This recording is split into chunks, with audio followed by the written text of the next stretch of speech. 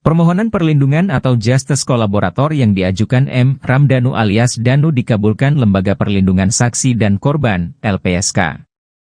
Danu adalah salah satu tersangka yang menyerahkan diri ke Polda Jabar dan mengakui terlibat dalam kasus pembunuhan di Subang. LPSK memutuskan menerima permohonan perlindungan terhadap kliennya sebagai justice kolaborator, JC. Hal tersebut diungkapkan oleh kuasa hukum Danu, Ahmad Taufan, pada Jumat, 1 Desember 2023. Ahmad Taufan pun mengaku sudah bertemu dengan pimpinan LPSK serta Direktur Kriminal Umum Polda Jabar, Kombes Pol Surawan. Menurutnya, dikabulkannya permohonan Danu sebagai JC menjadi kekuatan baginya. Hal itu terkait untuk membongkar kasus Subang agar semakin terang benderang. Kasus Subang dapat terselesaikan dan berharap Danu akan semakin konsisten membongkar kasus. Apa yang dia tahu, alami, dan diyakini semua yang disampaikan Danu semua kesesuaian rekonstruksi bisa dipertahankan.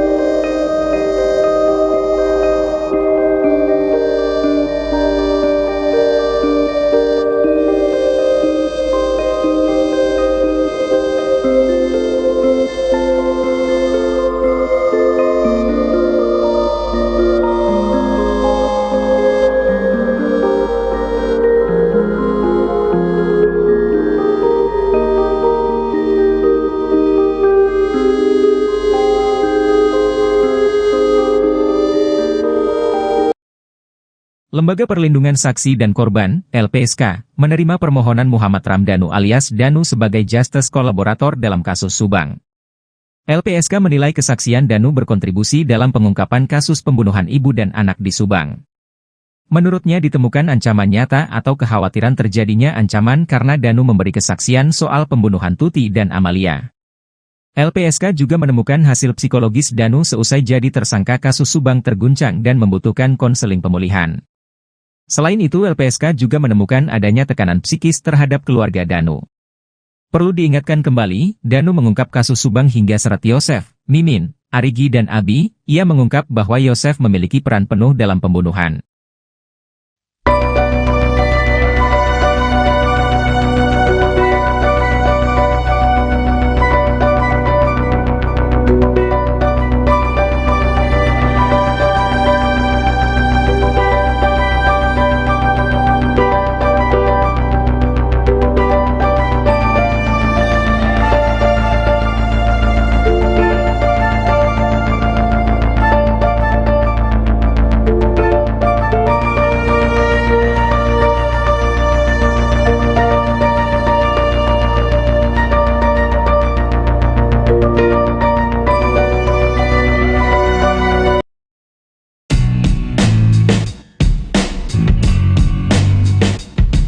Meski menolak keterangan Danu, Yosef Hidayah yang tetap mengikuti rekonstruksi kasus Subang.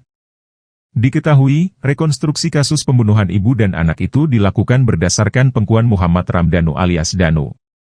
Danu menyerahkan diri ke Polda Jabar dan membongkar tragedi keluarga itu pada pertengahan Oktober 2023. Peristiwa Subang sempat mengendap 2 tahun sebelum akhirnya memunculkan 5 tersangka, yakni Danu, Yosef, Mimin Mintarsih, Arigi, dan Abi. Diketahui, Yosef Hidayah menolak keterangan Danu yang menyeret namanya sebagai pelaku pembunuhan keji ini. Tetapi, Yosef Hidayah tetap mengikuti jalannya rekonstruksi kasus yang berlangsung pada Rabu, 22 November 2023.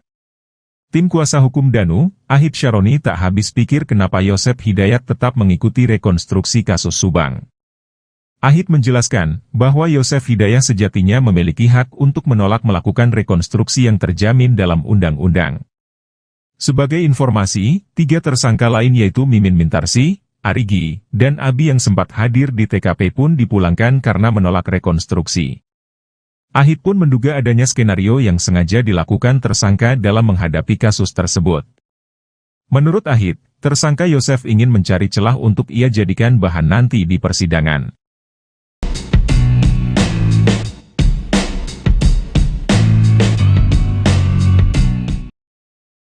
Tim kuasa hukum Muhammad Ramdhanu alias Danu mempertanyakan alasan Yosef Hidayah mengikuti rekonstruksi kasus Subang. Sebelumnya tersangka Yosef menolak keterangan Danu. Yosef menolak keterangan Danu yang menyeret namanya dalam kasus Subang pada 18 Agustus 2021 lalu. Tetapi Yosef tetap mengikuti rekonstruksi kasus tersebut. Rekonstruksi itu berlangsung pada Rabu 22 November 2023. Kuasa hukum Danu Ahid Syaroni mempertanyakan mengapa Yosef mau mengikuti rekonstruksi itu. Ia mengatakan sebagai tersangka dalam peristiwa tersebut seharusnya Yosef menolak. Ahid menjelaskan Yosef Hidayah punya hak untuk menolak rekonstruksi. Hak ini digunakan pada tersangka lain yakni Mimin, Arigi, dan Abi. Ahid menduga adanya skenario yang sengaja dilakukan Yosef dalam menghadapi kasus tersebut.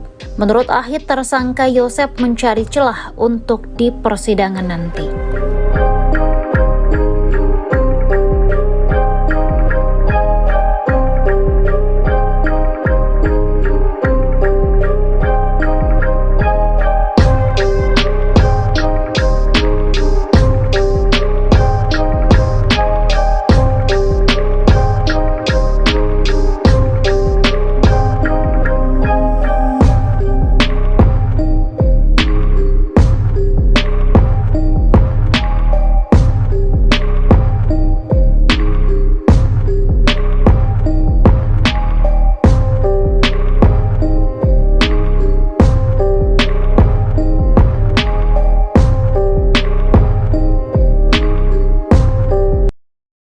Jadi salah satu tersangka dalam kasus Subang, Mimin terus melawan, ia yakin kesaksian tersangka lain yang bernama Danu bisa dipatahkan.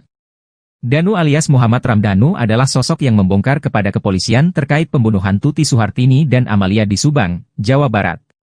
Keterangan Danu itu memunculkan 4 tersangka lain, yakni Yosef, Mimin, Arigi, dan Abi. Mimin tak terima keterangan Danu ini juga yang dijadikan dasar oleh polisi saat melakukan rekonstruksi pada Rabu 22 November 2023. Mimin mengaku akan tetap berjuang lepas dari jeratan kasus Subang, meski tak lagi punya penghasilan.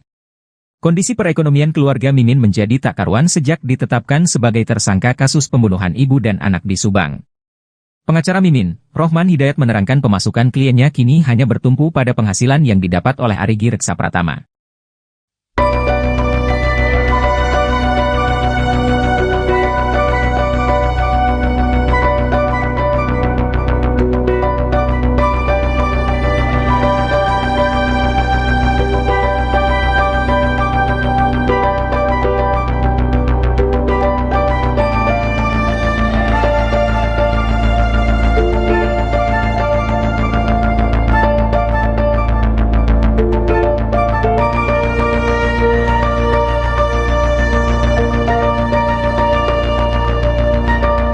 Tersangka kasus Subang, Muhammad Ramdhanu alias Danu diterima sebagai justice kolaborator oleh Lembaga Perlindungan Saksi dan Korban, LPSK. Hal tersebut disampaikan oleh Wakil Ketua LPSK, Edwin Partogi Pasaribu pada Kamis, tanggal 30 November tahun 2023. Bahwa sidang Mahkamah Pimpinan Lembaga Perlindungan Saksi dan Korban pada Senin tanggal 27 November tahun 2023 memutuskan menerima permohonan perlindungan MR dalam program pemenuhan hak saksi pelaku atau justice kolaborator, ungkapnya. Adapun, permohonan Danu diterima karena memenuhi persyaratan perlindungan, sebagaimana dimaksud dalam Pasal 28 Ayat 2, Undang-Undang Nomor 31 Tahun 2014.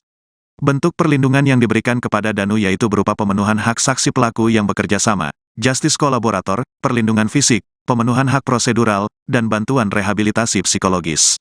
Kuasa hukum Danu, Ahmad Taufan mengaku pihaknya telah bertemu dengan LPSK, penyidik, dalam sebuah pertemuan yang dipimpin di Treskrimum Polda Jabar, Surawan.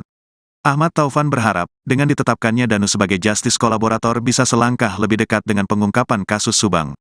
Kami berharap, dengan dikabulkannya JC ini kepada klien kami Ramdhanu, kasus Subang ini bisa dapat segera terselesaikan, kata Ahmad Taufan, dikutip dari kanal YouTube Heri Susanto, Jumat. Dan kita berharap Danu akan semakin konsisten untuk membongkar kasus ini dengan apa yang dia ketahui, apa yang dia alami, lanjutnya.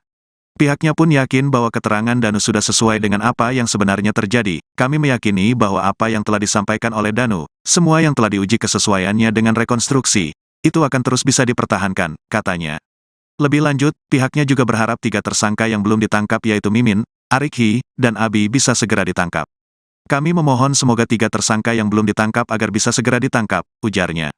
Adapun, Danu merupakan keponakan sekaligus sepupu korban, Tuti Suhartini dan Amalia Mustika Ratu. Danu menyerahkan diri ke Polda Jabar pada pertengahan Oktober tahun 2023 dan kini sudah ditetapkan tersangka bersama 4 tersangka lain, yaitu Yosep Hidayah, Mimin Mintarsih, Arikhi, dan Abi.